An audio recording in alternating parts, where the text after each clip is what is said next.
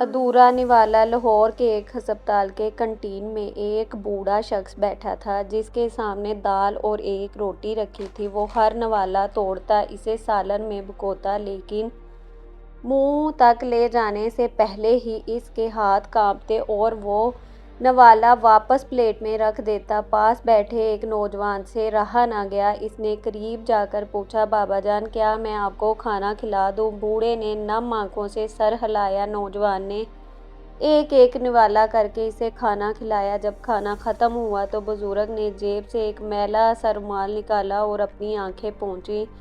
نوجوان نے ہمدردی سے پوچھا، بابا جان، آپ یہاں اکیلے کیوں ہیں؟ آپ کے بچے کہاں ہیں؟ بزرگ کی ہچکیاں بندھ گئیں۔ وہ بولے، بیٹا، میرا ایک ہی بیٹا ہے، اسی ہسپتال کے اوپر والے وارڈ میں داخل ہے۔ اسے خون کی کمی تھی۔ ڈاکٹروں نے کہا کہ اسے فوری کچھ کھلانا ہے اور خون کا انتظام کرنا ہے۔ میں نے اپنی زندگی بھر کی جمع پونجی سے اس کے لیے پھل اور دوائیاں خریدیں، لیکن خود 2 دن سے بھوکا تھا۔ نوجوان نے حیرت سے پوچھا، تو پھر آپ کھانا کیوں نہیں کھا پا رہے تھے؟ بوڑھے نے کانپتی آواز میں جواب دیا، بیٹا، جب بھی نوالا منہ کے قریب لے جاتا مجھے یاد آ جاتا کہ میرا بچہ اوپر درد سے تڑپ رہا ہے۔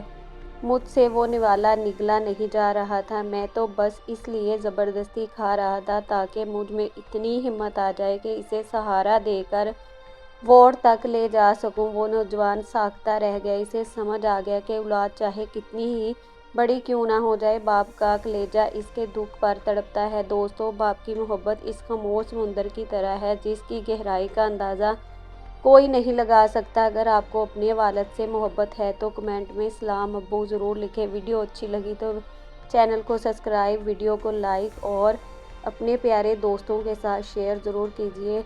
اپنا بہت سارا خیال رکھیں۔ بہت شکریہ۔ اللہ حافظ۔